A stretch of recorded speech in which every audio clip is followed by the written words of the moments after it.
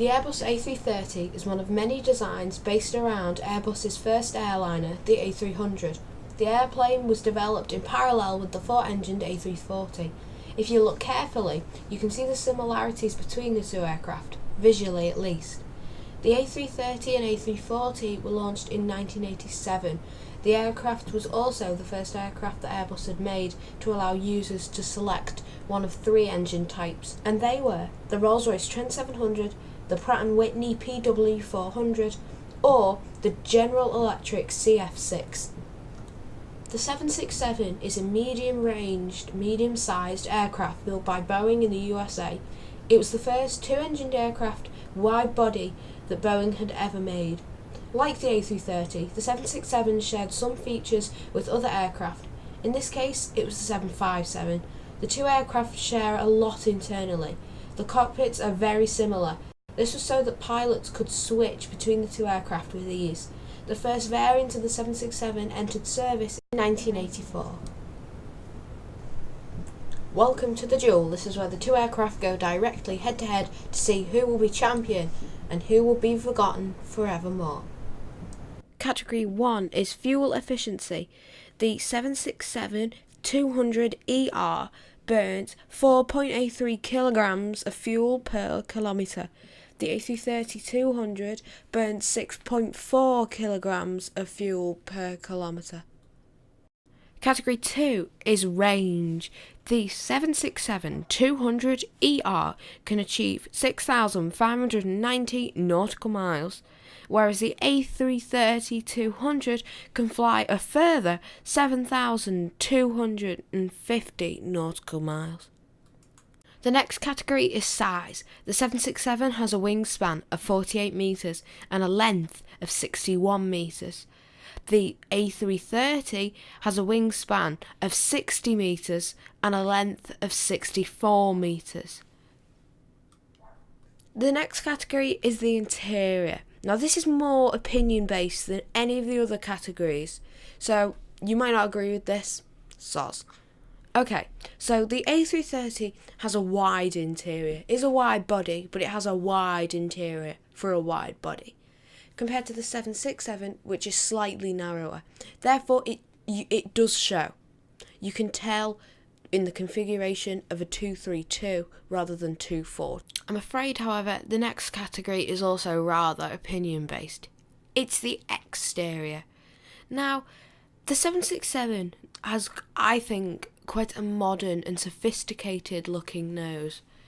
That's a weird description, even in my opinion. But I do think it looks very cool.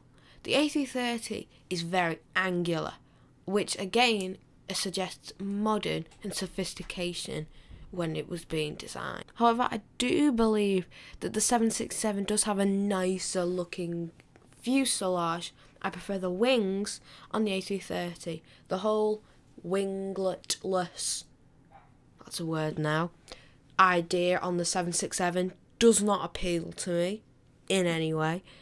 Again, that's opinion based. I apologise, but you'll have to live with it. Next category is capacity. This will be a short and sweet one.